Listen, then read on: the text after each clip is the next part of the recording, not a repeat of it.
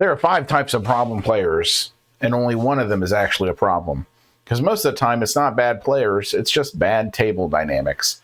You've probably seen this before. The quiet player who never speaks, the one who dominates every scene, or the guy who won't stop correcting the rules. In this video, I'll show you exactly what's causing each of these and how to fix them without blowing up your group. And at the end, we'll talk about the one type of player that actually can destroy a game and what you have to do about it. The first thing to realize is most problem players aren't bad players. There's one exception, and we'll cover them at the end. The first one I want to address is wallflowers.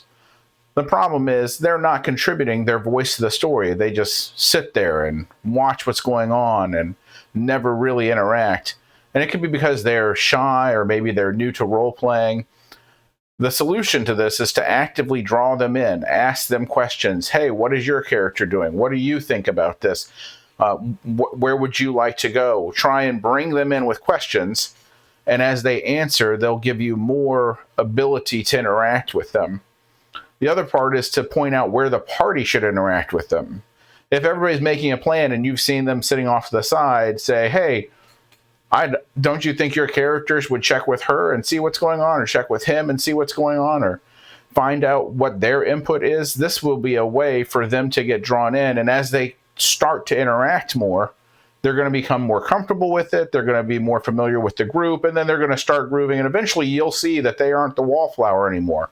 But the key thing to remember with them is that if you don't invite them in, they're going to stay outside. The second one to worry about is spotlight hogs. There's 2 of these that I think really break down. The first one is the main character syndrome. This is the player who always has to be at the front of the game. They always have to be talking, they always have to be leading, they always have to be directing everything that's going on. And you can tell because when they're not the active player, they'll tend to get bored, they'll be distracted, and they're always trying to jump into things. And sometimes they may seem like they need near constant validation as well. The other version of this is just an outgoing person, just a gregarious, happy-go-lucky person who's just having a good time and wants to talk and wants to participate. But this can be disruptive to game. Both these can. The first step, in most cases for all of these problems, is to have clear and direct communication with the player outside of the game session. If you know that they tend to do this, catch them before the game and just say, hey, I just want to let you know you're really hogging the spotlight here. We need to address that. And you can highlight that role-playing is a group storytelling event, not a solo game. This isn't like a first-person shooter or a video game where you're the main character. It's a group event. Let them know that you appreciate their enthusiasm, but there has to be room for everyone at the table. Most people are reasonable. They'll understand this, and they'll be able to start curtailing it. And it's not going to necessarily be an immediate fix, but it gives them something to hold on to, so that way in the game session you can say, hey, wait a second, I think you've been doing a lot here. Let's see what other people have to say. And that should prompt them to be like, oh, yeah, that's right. Hold on a second. Let me pull back and let other people have room in this story as well. The next kind is a know-it-all. And the problems here is they're always correcting other players or always correcting GMs. You know, somebody says, hey, I'm going to do this thing. And they're like, well, you can't do that thing because you're not level 7. You have to be level 7 in order to have that ability. Or you don't have dots in that skill, so you can't do it. And they're coming in and mitigating the rules and the system in place of the game master. And one of the big problems from this could be that is breaking the immersion, the suspension of the belief that is in the story.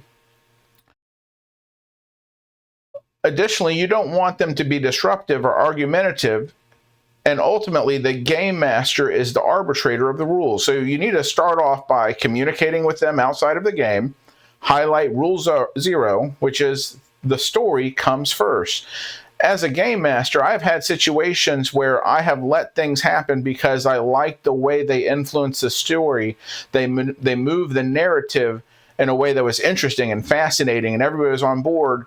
And I'll let that take place over the system sometimes, because the point is you're playing a game, a role-playing game, to tell a story, not to strictly adhere to the rules. It's not Monopoly, right? And we all steal from the bank.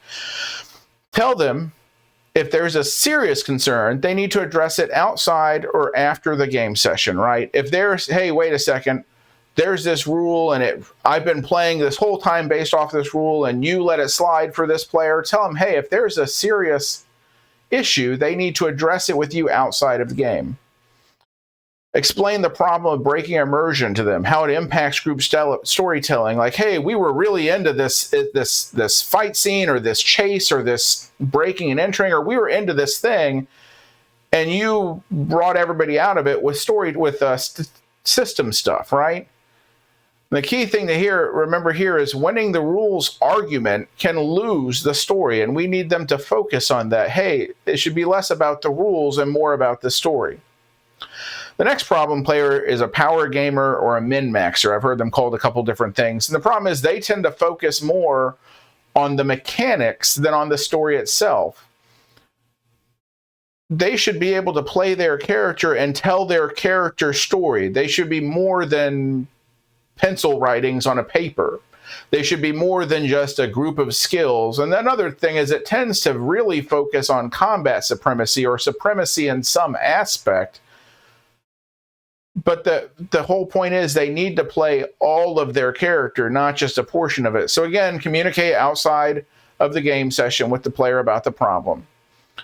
Another thing is also enforce the system in place story mechanisms. Almost every game has one, has backgrounds, relationships, contacts, obligations, right? Really use those to direct the player into actually following the story. Take a more active role in character creation, right? Challenge the builds that you see that are intentionally min-maxing. Require well-crafted backstories. You don't want to see a character that has maxed out stats in combat but can't do anything else. That's not going to be very good for storytelling, and that's not going to be very good for that player to really do anything other than hit things, right? So make sure you're following through on their story backgrounds and relationships and other story mechanisms, but also make sure you're a part in their character creation if they tend to have that. The last player I want to address is the actual bad player, right? This is the one that's a major issue. They can be abrasive or confrontational. They're always arguing with people. They're always challenging everything everybody says. They're doing it that maybe in the game, they're putting other players down, not characters. They're not doing it in character. They're looking at Bob and saying, Bob, that's a terrible decision. Are you stupid or something, right? They're being abrasive and putting people down, and that's just going to ruin the table entirely. Another one is a player that's disruptive. They're not antagonistic, but they're just constantly disrupting the table. They're constantly telling jokes. They're constantly talking about out-of-game stuff. They're constantly talking about their life. And there's a time and place for that.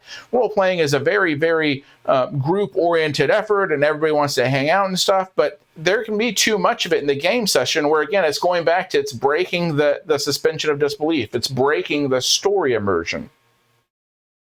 What I've noticed sometimes is it helps to plan maybe 30 minutes before or after the game for everybody just to kind of gather up and talk about what's happened in life and stuff that they have going on. Sometimes that can help kind of defray that.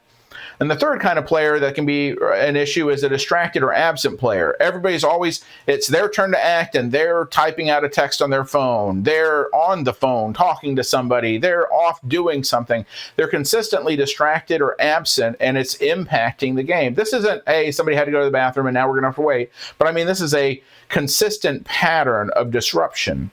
And again, the solution comes back to communicate the issues with the player outside the game. Go up to them and say, hey, you were being really rough last game. You were insulting people and you were just being argumentative. And hey, that's really disruptive to the game. We're all supposed to be telling a group story here, and we can't do that if players are antagonistic towards each other, right? Hey, you were really disruptive. I know you had a really fun time last weekend, but you need to have that conversation outside of the game, or maybe, like I said, 30, 40 minutes before or after, hang out and do something. Or, hey, you were on your phone a lot last game and it really caused problems for the story because we could never get it moving, or it bogged down when you were on the phone. Just communicate that stuff to them. Provide any feedback from other players about the impact on the game. I'm not saying go and form a coalition. Hey, so-and-so's a jerk. We need to tell this guy he's a jerk. No. But if players come up to you and say, hey, I didn't really appreciate the way that player talked to me last week, or I'm getting really tired of so-and-so always being on the phone. If you have any feedback from them, you can tell that to the problem player anonymously, if that's what needs. But just let them know, hey, it's not just me. I'm not just coming to you as a GM because I see problems. This has been told to me by other players as well. And whatever you want to do, you want to attempt to resolve it amicably. So, assumably, you're friends, right? You gathered together a group of friends to play, and you want to maintain that friendship. So try and resolve this as amicably as possible. Say, hey, I understand you were having a rough day that day, or maybe we need to take that into account, and you need to maybe sit out a session if you're really worked up that day, or what have you. But try and resolve it amicably. But ultimately, you may have to remove them from the game, because protecting the table matters more than keeping one player. And that's the important thing for you to remember. It's better to lose one player than to lose all the players, okay? So what we need to do here is we need to look back and realize some of these problem players are not problem players. They just have some sort of behavior that can be disruptive or impact the game, and we just need to address it with them. The key thing here is always communicate. Open communication solves a great majority of the problems, okay? After that, we can look at the different ways to address the different issues, and then ultimately we need to identify bad players and remediate that situation or remove them from the table. So if you like this video, you found it informative, feel free to like, subscribe, comment, share.